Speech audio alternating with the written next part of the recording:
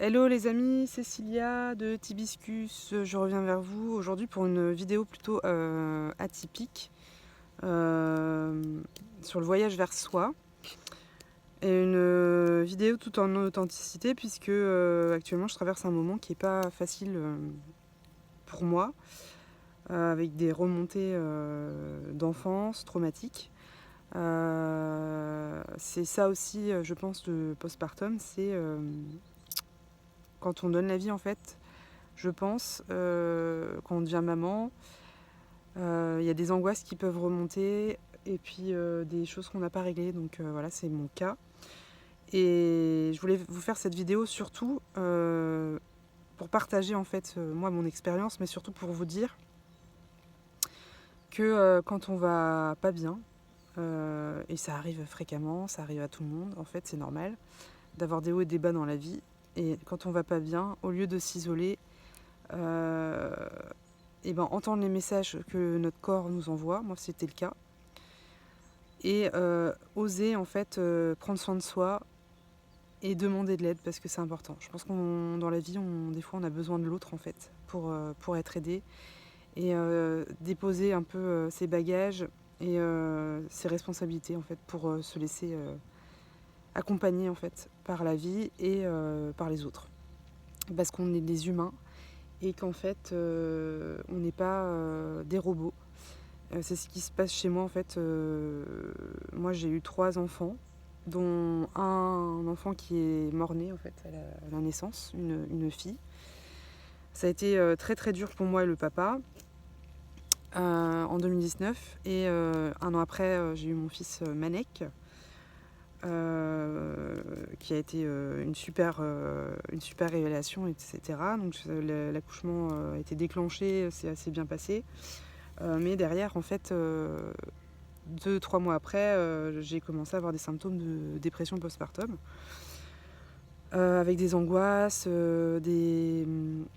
enfin plein de choses qui remontaient. Donc j'ai été demander de l'aide en fait directement et c'est passé. Et 4 ans après, donc on décide avec mon conjoint de refaire un enfant, donc ma fille Aïla. Tout se passe bien, le postpartum se passe bien, le papa est là pendant 1 mois et demi, donc tout se passe bien, l'allaitement se met bien en place, nickel. Sauf que je vis un accouchement en fait que j'ai pas choisi, c'est-à-dire que je voulais refaire confiance à mon corps parce que j'ai des mémoires traumatiques dans l'enfance de sévices en fait. Et dans ma thérapie, j'ai envie en fait de reprendre la confiance en mon corps et surtout le contrôle de mon corps, si vous voulez. Et j'avais demandé au médecin qui me suivait, gynéco et tout ça, en fait, un accouchement physiologique pour moi prendre le contrôle de mon corps et faire mon accouchement moi-même, quoi. Enfin, avec l'aide autour, mais bon, bref. Ça a été refusé par le corps médical parce que j'avais déjà perdu un enfant en 2019. Chose que j'ai absolument mal pris et j'étais très en colère. Mais avec la pression, en fait, j'ai accepté qu'on déclenche en fait l'accouchement et la peur surtout de reperdre un enfant, voilà. C'est quelque chose que pourtant mon corps ne voulait pas. Bon, bref, on va faire le déclenchement qui dure évidemment très longtemps, 3 jours, parce que je pense que moi j'avais vraiment pas envie, le bébé non plus. Donc ils ont tout testé, le ballonnet le premier jour ne marche pas, le deuxième jour ça a été les médicaments, ça n'a pas marché. Et 3e jour, on me met un tampon en fait directement en bas avec des hormones. J'ai eu ça pour mon fils et en fait ça vous déclenche des contractions hyper puissantes. Donc presque ingérable parce que la douleur est vraiment atroce. Donc ça accélère le processus, sauf qu'en fait ma fille n'a pas supporté. Ça fait qu'elle a eu le cœur qui faiblissait et donc moi j'ai eu très très peur, le papa aussi. Et j'ai dit, bon bah là, il n'y a plus qu'une chose à faire, c'est césarienne d'urgence. Donc je suis partie en césarienne et ça a été très traumatisant pour moi et je pense aussi pour ma fille. Donc voilà, passé ce cap-là, on me ramène en fait en salle de réveil. Donc je vois pas ma fille tout de suite. Elle reste avec le papa en peau à peau. Et 4 heures après, on me ramène dans la chambre. Donc forcément, j'ai la cicatrice avec les agrafes et tout ça. Et je la mets directement au sein, donc l'allaitement se passe bien. Franchement, le séjour à la maternité s'est super bien passé. J'ai été aidée, mais c'est vrai que c'était difficile pour moi, étant allongée, de m'occuper du bébé et tout ça. Mais papa a fait le job. Il m'a très bien accompagnée pendant ce moment-là.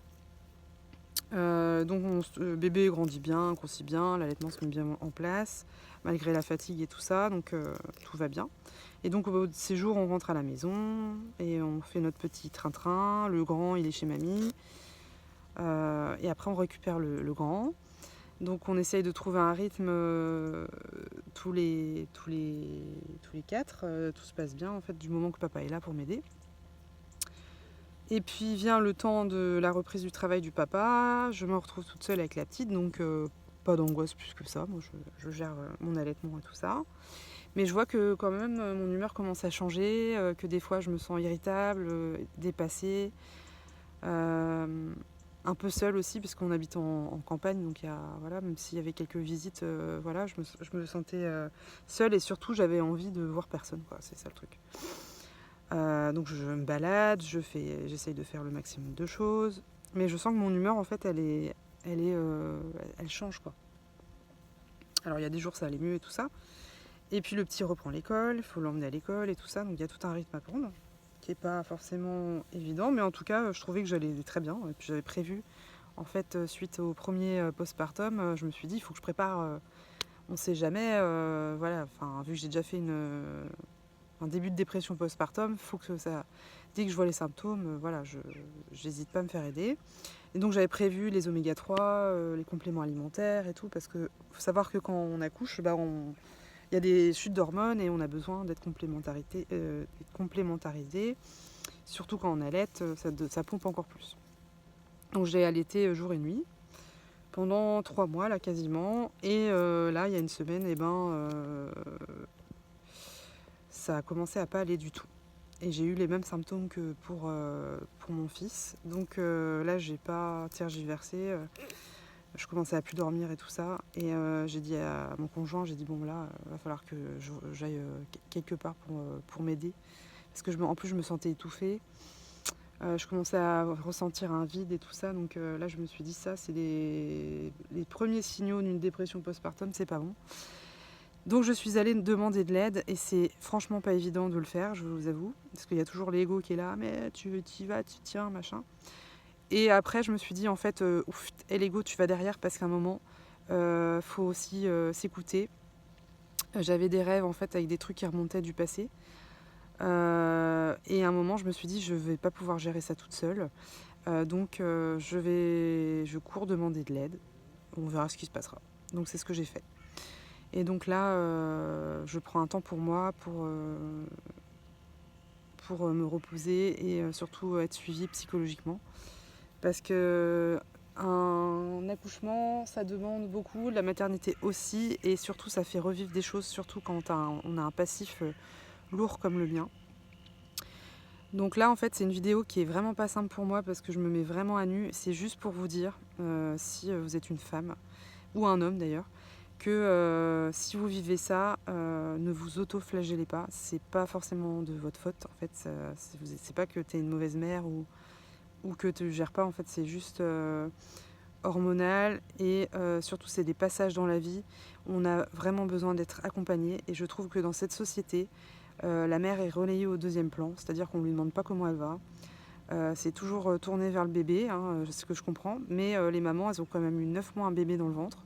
Donc changements hormonaux, descente d'hormones à la naissance. Si tu as vécu une césarienne ou même un accouchement, ça peut être traumatique. Mais il n'y a aucun suivi derrière. Et puis après, démerde-toi Jeannot, c'est à toi de gérer chez toi. Tu as une charge mentale pas possible.